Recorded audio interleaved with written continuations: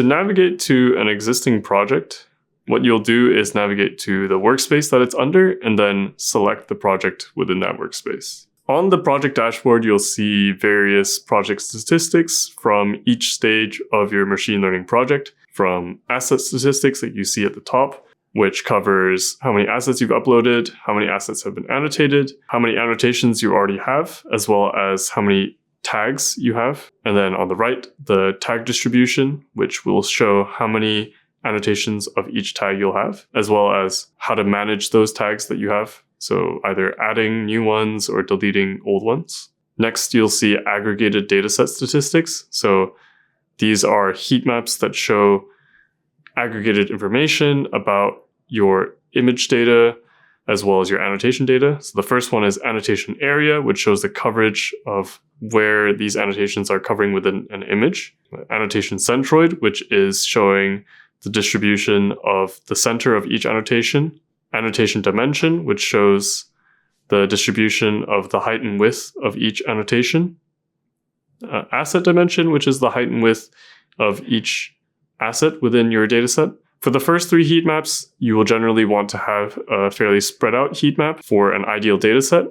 And for asset and annotation dimensions, you generally want those to be towards the center line. The next graph is the neural training insights, which lets you better understand your various workflows and their individual hyperparameter settings and how they're attributing to your target metrics, such as your total loss, your classification loss, localization loss.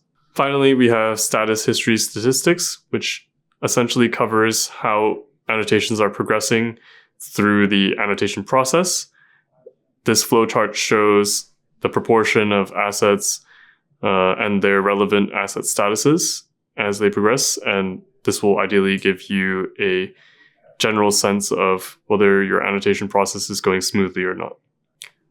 To add or remove collaborators, you can navigate to the Collaborators tab at the top. Once you're there, you'll see existing collaborators, which you'll be able to remove if you navigate to them individually. You'll also be able to invite collaborators using the button on the top right. Here, all you'll have to do is input their email address, as well as select the collaborator role. So that can either be owner, collaborator, or labeler. Collaborators have access to everything, but just won't be able to change project level settings. And labelers will only be able to annotate or access annotation related objects. Finally, you can also navigate to Datature experts if you require any Datature assistance. You should only do this if you navigate to the customer support and we direct you to add our specific emails. To edit project level settings, you can select the settings button at the bottom where you can modify the project name, and you can also select to delete the project. As the warning states, you should only delete the project if you're certain that you will not need the data anymore, as once the project has been deleted, it cannot be recovered. If you'd like to create a new project instead of navigate to an existing one, you can select to create a new project on the workspace you'd like to. Then you'll have to fill out the project name, select the type of project, as well as the content that you would like to have, and where you would like that data to be stored.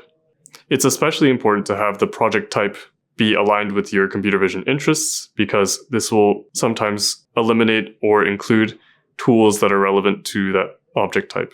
For instance, with keypoint projects, you will not have access to IntelliBrush or other mask-related annotation tools.